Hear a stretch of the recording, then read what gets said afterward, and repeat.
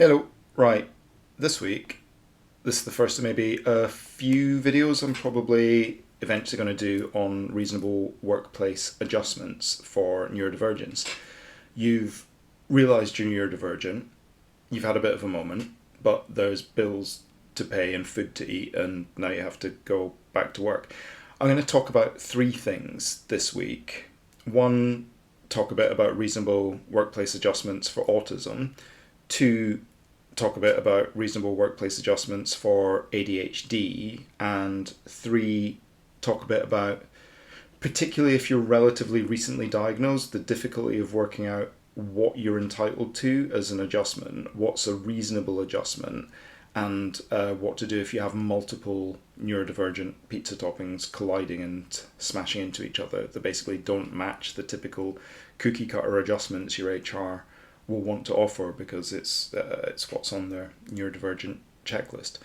Before delving in, though, it's worth stating unambiguously up front, if you're autistic or have ADHD and you live in the UK, you're legally entitled to workplace adjustments under the Equality Act 2010. This is the law, and it requires employers to make reasonable adjustments for employees with disabilities, including hidden disabilities such as autism and ADHD.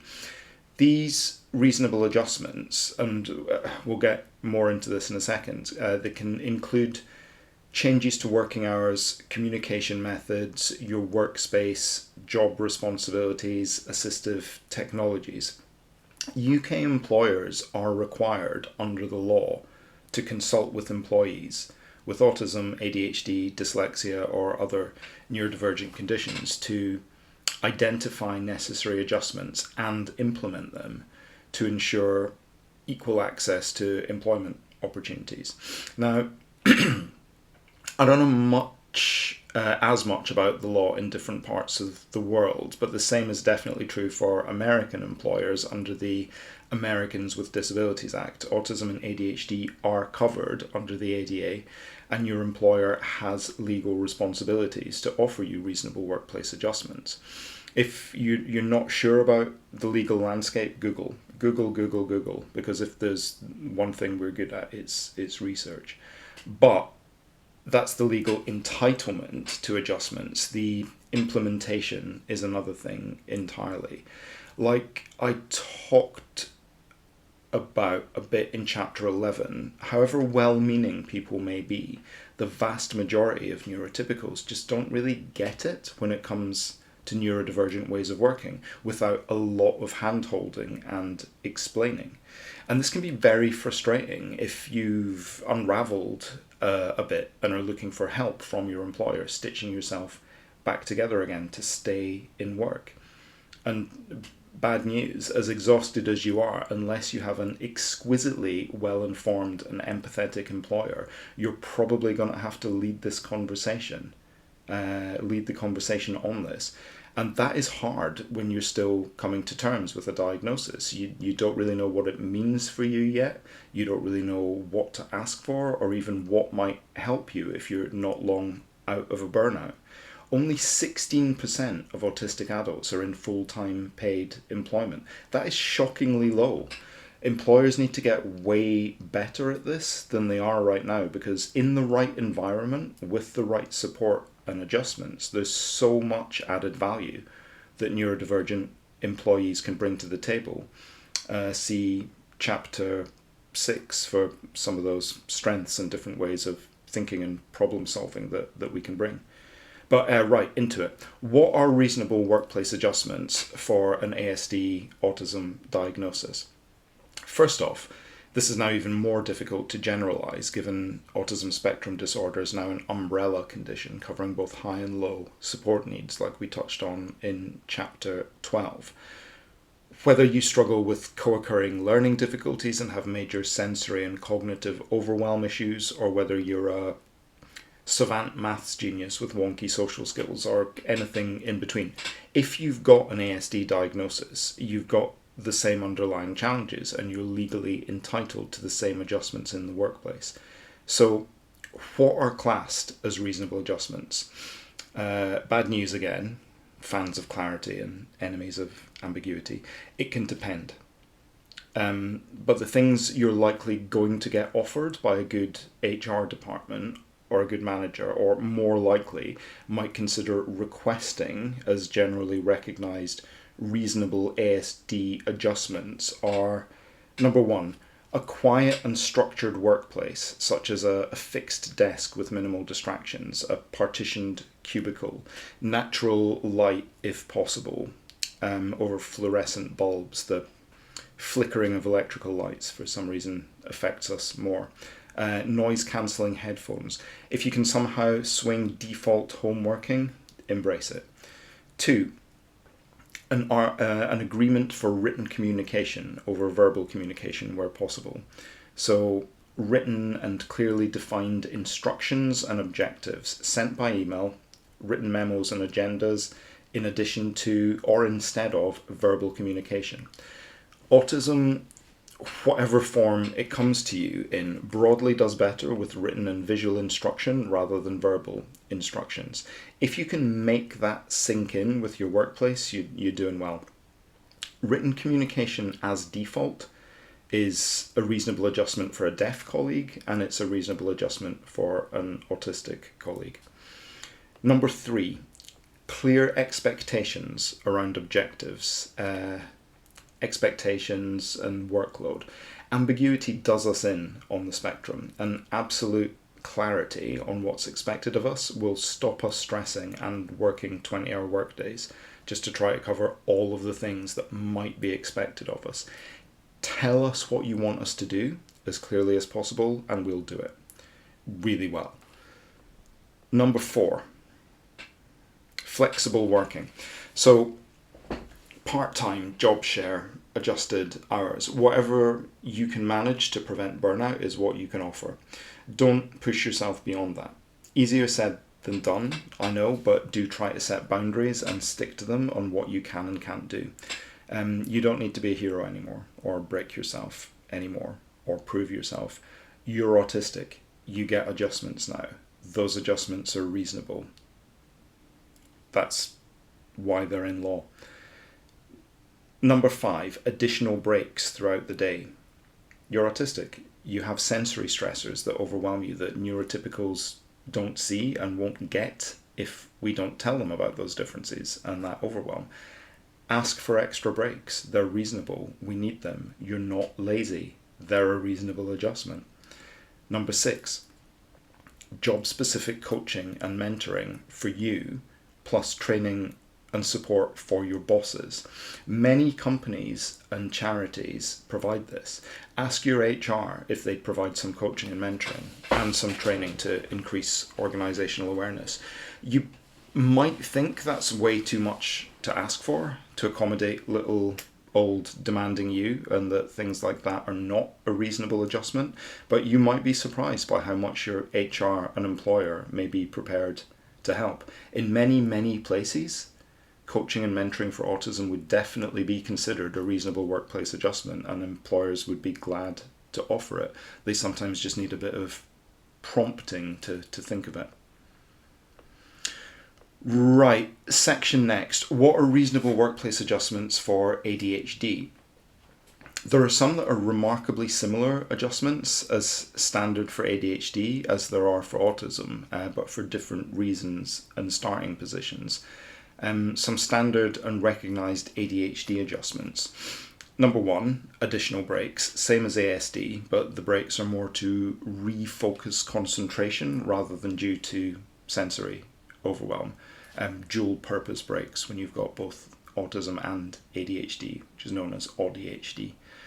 Number 2, a quiet workspace, same as ASD, but again, more to avoid distractions and increase focus rather than sensory overwhelm. 3, assistive tech. Not everyone likes these, particularly if you've got co-occurring autism, because you'll need to design your own systems and structures rather than be told what to do. But specialized software or ADHD apps can often help with focus and organization if you struggle to prioritize and sequence tasks. Noise cancelling headphones can definitely be a plus for both ASD and ADHD. Your employer will pay for these as a reasonable adjustment. Number 4, a flexible work schedule. ADHDers are, in the nicest way possible, all over the place. And unlike autistic people, we don't like routine and structure being imposed on us. Give us flexibility and autonomy over our working hours and allow us to complete tasks at the times of day when we're most productive. Number 5, supportive management giving clear instructions. Again, same as ASD, but for ADHD, it's about starting, prioritizing, and sequencing the work more than having absolute clarity. If you can get yourself a supportive manager, colleague, or mentor that will help you break down big complex tasks into smaller steps, you will be off to the races rather than screwing yourself into the ground. Knowing what basic good looks like will give you a foundation to polish it into an exceptional gold standard as you go. Doing it almost certainly better because your brain works differently and takes novel approaches. But we often need that helping hand to guide us both in getting started and then in checking in with us on progress along the way to see if we need any tips or guidance, and also to hold us to account to prevent distracted drift and procrastination. Number 6 for ADHD, related to 5, supportive management, keeping tabs on you from a distance, obviously, but as well as help getting started. ADHDers also often need supportive managers to ensure they stop work on time, retain a healthy work-life balance, and don't keep going into the night on either hyper-focus mode or people-pleasing mode. We may also need reminders to eat well and take breaks to keep our energy and attention levels up. A good, supportive, empathetic manager is everything. We can be hard work, but we're worth the effort. So those 2 things, that's a very broad brushstrokes, reasonable workplace adjustments for autism and ADHD. To pull it all into my journey, the reason I'm doing this video now in my recap series is week 16 on my journey from self-diagnosing, having a burnout, getting signed off work, getting an autism diagnosis. When you've had a proper big autistic burnout, it's a tough thing going straight back into the situation that did you in the first place. My previous burnouts I talked about back in chapter 5 that I never realised were autistic burnouts. What I tend to do, I'd quit a job, get a new one, take a few weeks off between jobs, hide what had happened and move on and try to start fresh somewhere else and not break again from exhaustion like I always seem to. But this was the first one where it happened, and I put my hand up and said, enough, something needs to change for me. And leading that charge for yourself is a whole new challenge to tackle and not burn out again, taking all that on when you're still basically in recovery mode. My manager at the time agreed to give me an occupational health referral and workplace needs assessment. I suddenly found myself with a formal ASD diagnosis, having not even realised I was autistic 3 months previously. And I was suddenly being described by my HR as having had a stress breakdown. And that is tough terrain to be in when you've spent a lifetime masking and hiding the fact you struggle, to be suddenly acknowledging to everyone left, right and centre, I'm in a spot here and I don't know what to do differently.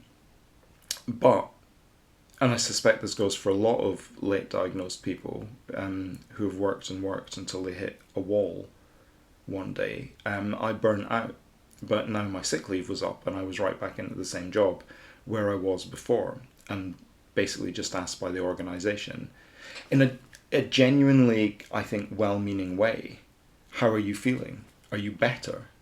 Do you need anything? And I say this on behalf of not just people coming back to work after a stress breakdown and finding out they've been neurodivergent their whole life, but I also say it to every HR department and manager dealing with an employee in that situation. how on earth would we know what we need? We just found out we're neurodivergent and not just generically wrong or bad at life. Everything we thought we needed to get by, so the secret overworking, the over-preparing, the scripting, the practicing, was really not what we needed at all. But this time in our lives is often a completely new chapter for us, and we're starting from scratch here. We want help. And we, or at least I, kind of thought my HR, with their diversity and inclusion plans and upskilled, neurodivergent, confident leads and guidance, would be there to offer me help and guide me through this terrain.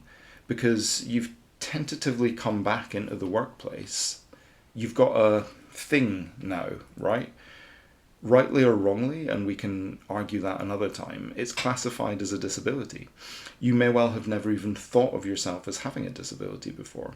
You're entitled to reasonable adjustments under legislation. A weight's been lifted. Your life's about to become so much easier after years of hidden struggles. So you go back thinking, what's going to change? But there's no answers. Your employer doesn't necessarily have answers. Instead, they have just one question. What do you need? I don't know. And you can try to explain to them everything I've just said, that you feel lost, that you feel like a different person to what you used to, that all you know now is that what you'd been doing to cope wasn't working for you anymore. But 9 times out of 10 at this point, they're not listening to that. They don't get that. They're not really that interested in the twists and turns of your inner voyage of personal discovery. And to be fair to them, why should they be? They want answers to how they can make broken old you a productive employee again while not breaching the relevant equality legislation. And that's it. They're not going to sort your life out for you. You're more than likely going to have to fight for any workplace adjustments yourself. But the problem is, having finally worked out what's going on with us, potentially after decades in the dark, what we now want and need would not be seen as reasonable as a workplace adjustment. And it's hard to know where the neurotypical line of reasonable is, right? What do you want? I don't know. An egalitarian society, please, where people can base their lives on pursuing what interests them for the betterment of themselves and others, with an equitable distribution of wealth and a universal basic income, to have the basic freedom and curiosity and time to try to unravel the mysteries of ourselves and the universe in our own time, using our own brains instead of mindlessly trading in our hours for a handful of dimes, to expedite the excruciating end of late-stage capitalism so we can actually start moving towards genuinely fulfilling human potential. Is that a reasonable adjustment to get the best out of a neurodivergent brain? No? Okay. Ergonomic chair and noise-cancelling headphones it is. Crucifixion. Out the door, a line on the left, one cross each. Your organisation's HR, however well-meaning they might be, are not the droids you're looking for to answer the basic unfairness of living with a neurodivergent brain in a neurotypical world. But they can and are legally obliged to implement the reasonable adjustments that are recognised as standard. So start with a blank bit of paper. Think about what you'd want from the things above, or earlier rather, that we talked about, and what would make your life easier before going back into the workplace. And instead of a starting point of entitlement, just start a conversation. Be reasonable. None of those adjustments are particularly unreasonable, so we don't have to be in battle mode unless your employer's particularly nasty and resistant to their legal obligations. Look, no one gets out of bed in the morning wanting to be a bad employee. No one gets out of bed in the morning wanting to be a bad employer. So start a conversation from the baseline of reasonableness and getting the best out of each other. And as difficult as starting that conversation might feel, you might be surprised at how well it goes in creating a foundation to build from. I've got a lot more to say on this, but I've already gone quite long on this one again. So I think I might come back and do a follow-up on workplace adjustments in future, particularly when you've got co-occurring neurodivergent conditions that kind of crash into each other. Like, Giving an autistic person a long leash to go off and do a 3-month research project with minimal supervision is great. Giving an autistic person who's also got ADHD 3 months to do something with minimal supervision, not so much. But creating your own bespoke workplace adjustments is like advanced level ninja good practice, right? This chapter is about getting the basics right, which so many workplaces aren't even close to getting the basics right yet. But we'll get there. Right, what are we, 20 minutes? Right, that's me. Thanks for watching. Hope this was helpful, and see you next Sunday for another one. Cheers.